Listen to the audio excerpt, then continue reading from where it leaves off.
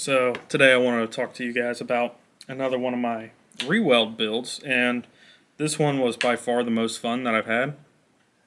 And here it is, Galil ARM. Now there are still a few of these particular parts kits floating around in the country, and if you see them and you're looking for a fun project, I'd say buy them in a heartbeat because they're cut so perfectly that they make the Reweld an absolute breeze. And that to me is what made this so much fun. And it was more or less to me a challenge to myself to try and keep this as cheap as possible. So all said and done, I believe, including consumables and things like that, this ended up costing right around $400. So, like I said, when these parts kits originally came in, they were cut right here, basically right behind this lightning cut, and on the opposite side, right behind the integral scope rail mount, whatever you want to call it. So the front end was still good, and then there was your middle section looked fine. There's a few that were cut in V's. This one was cut in like a zigzag, and then the FCG area back here where the trigger is was cut fine, and then the stock socket, well, the area where the stock gets pinned in place was unaffected too. So I mean, this was just about as simple as you can get for a Reweld, and I think it turned out fine. Now the barrel, on the other hand, it was free, it came with the kit, but at the same time it was kind of rough. It looked like it sat in water for a long time. The outside was rusty and pitted, and on the inside of the bore, the chrome was starting to flake off, and the breech end, the chrome was flaked off. So all in all, it's not really a tack driver, but I never really expect any of my Reweld builds to be. There's a few that actually are, which is kind of surprising, but all in all, I mean, come on, just about $400, you can't beat it.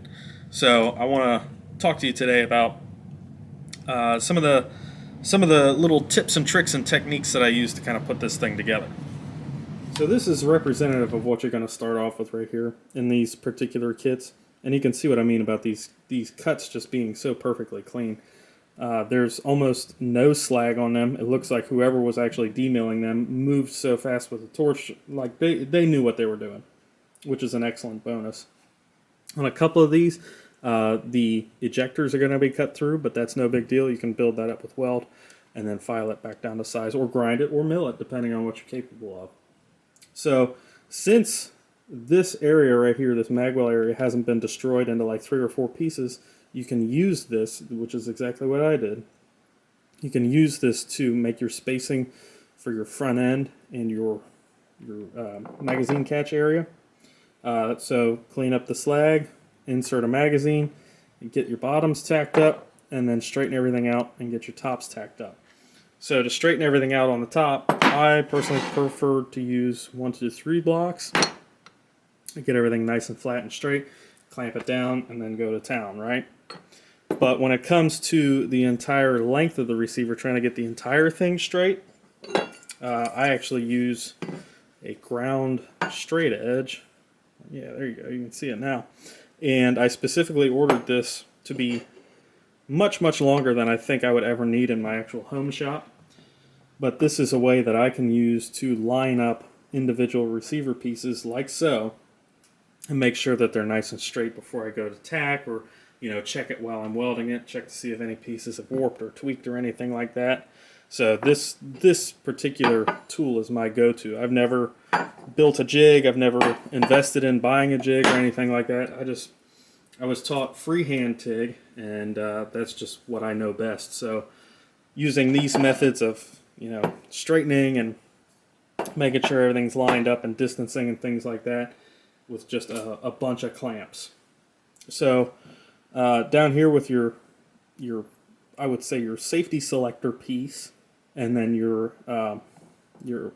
hammer end piece, obviously weld up your 3rd pinhole before you get started on anything else. You can use either the trigger guard itself as a spacer tool to check your distance, or you can go online. There are a few websites where you can find the actual distance that's supposed to be between these 2 holes. So that is one way that you can measure everything out. And say if you want a rock steady way to measure these holes, you can drill 2 holes in a piece of steel and then put in corresponding dowel pins or the original fire control pins. Set your distance, get everything tacked, and then weld up and go to town. So when it comes to welding, like I said, I do everything with TIG. I know a lot of guys use MIG, but you're going to need to think about a way to back your welds. I come from an area where you had to perform open root welds, so this wasn't too terrible for me, but backer bars regardless make cleanup a whole lot easier. I prefer to use copper. This is what I use. So for this particular build, I had a couple of sets of bars of scrap, you know, because I use these as drifts and punches and things like that, and they're non-marring. But I cut down a few sets of these and made bars that I could clamp on the inside of the receiver to act as a backer bar. That way, you know, you didn't get excessive buildup, anything like that. And like I said, it makes cleanup a whole lot easier. You can use aluminum. That's another good one.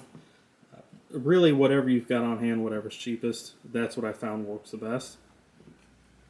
So, made sure that everything was nice and straight, welded everything up. Now, when it comes to the actual welding itself, you're going to have to go slow and move the heat out through the entire part so you don't anneal this specifically, and you don't warp everything, you know, makes it look like a roller coaster track. So move slow, alternate side to side. My rule of thumb is, if it gets too hot for me to hold with a pair of welding gloves, I stop, I let it cool off. By the time I can go and touch it again, I'll go and, you know, do a little bit, say I started over here, you know, and then I'll alternate over here, and then I'll come back over here, and then I'll go on the other side, and, you know, back and forth. But this is a specific process where patience is key, and if you don't have patience, this is going to get ruined. So, like I said, just take your time. I know I get the same problem where you're just like, fuck, I got to get it done, man. Like, this is too cool. Like, I can't wait. No, wait. Take your time. It's going to turn out 1,000 times better. So, that's as far as the actual receiver reweld goes. Like I said, don't forget that hole. Weld that up before you do anything else. But moving on to other specialized tools. Okay, so in one of my previous videos, I actually showed these tools specifically. And during this Galil build is when I realized how important these tools are to have and how easy they make the job. So on your receiver, you can see that you still have the stub of the barrel in there. And luckily, to get it out, you've got these flats on the barrel that you can either put this into a vise and then turn the actual receiver piece, or you can put the receiver piece into a vise and then turn this with a wrench, right? Now, however, when it is time to headspace a new barrel into here, people that try to go the route of holding this in a vise and then trying to torque the barrel on with a wrench or an adjustable or something like that, they run into the problem of rounding those flats off using a box wrench or an adjustable and things like that. And that specifically is where these tools come into play. So I don't have this tightened down very tight, so you can just kind of move this in and out. This is how the receiver piece, or the receiver that you rewelded, fits into this style of wrench. So you can see that the aluminum acts as a big sandwich, and it holds the receiver nice and tight. Again, I've got this pretty much hand tight right now, but it holds this nice and tight so you don't get any flex, and you've got a space, a cutout for the 1/2-inch drive of your torque wrench, right? And so that's how you can torque the receiver onto your barrel without either flexing or damaging the receiver in the first place or marring the receiver, and it just gives you a lot better purchase on the actual receiver itself. So moving on to the barrel, all you got to do is just lay that barrel down in there, shut it, and then jam it into the 20-ton press, and this will hold that barrel rock steady, so it will not move when you go to torque. You know, you won't have any slip, you won't have any of that problem right there. And that's really what made timing and head spacing my build so much easier was having these two specific tools right here. And again, I made these. This I just kind of came up with out of nowhere. This I actually took inspiration from some people, and I kind of tweaked it with it, and made it the way that I want it. But I would highly recommend getting a similar setup to do this type of work.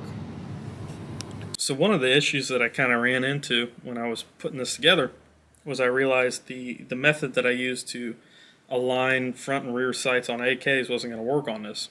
So what I ended up doing was I put the barreled receiver, stripped of all of its components, into a mill vise, and I just ran a test dial back and forth on that little surface right there to see if the front sight was, like close enough where it wasn't going to look like some sort of weird century canted front sight bill.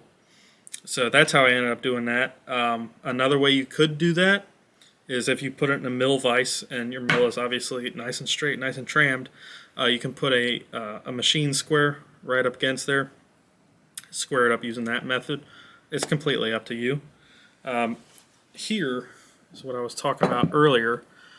You can see this gap behind the safety and the top cover. That is because this receiver section, I put the weld in there just a little bit too big. I put the gap just a little bit too big. So it doesn't affect function at all, but it's one of those things where I know it's there, so it bugs me to look at. And the other thing that I ran into was the trigger group. So I specifically went out and I looked for an American-made trigger group. And at the time, everybody was buying up kits, everybody was buying up components. I could never find one. So I had a whole bunch of parts to American-made AK trigger groups laying around. So I modified them and got them all to fit correctly. And sure enough, it works, right? They're pretty much the same thing. They just need a little bit of what I would consider like hand fitting to get everything to work right. I mean, the Galil is a homage to the Valmet M76. The Valmet M76 is a vastly improved AK, so you can see where the lineage comes from. But all in all, I really, truly did enjoy this build. And like I said, $400, can't really beat it. This one was a lot of fun. These kits are actually still out on the market. A lot of them are actually SAR kits. So you can either get a new-made 18-inch barrel to kind of mimic the ARM, or you can go the short-barreled rifle route and get the original, I believe it's 13-inch barrel for the SAR, and you can put those receivers together the same exact way. Just make sure before I go here, there are other styles of cut Galil kits on the market right now. So pay close attention to this front end in any of the photos that you see, because there's the three main types that I've seen so far. You'll get the one where the front end is completely cut like that, a nice long front cut. You'll get one that's cut right up here, like right at the barrel thread end point, and then there's another one that's cut immediately through the locking lug. So just pay attention on whatever kit you end up getting on the photos online or wherever. Just make sure that you get the long cut front end. That way you don't have to mess with getting a new receiver and things like that. But all in all, very, very happy, and I love it. So hopefully you enjoyed this, and hopefully it kind of helped demystify where to start with the Reweld. So good luck and happy building.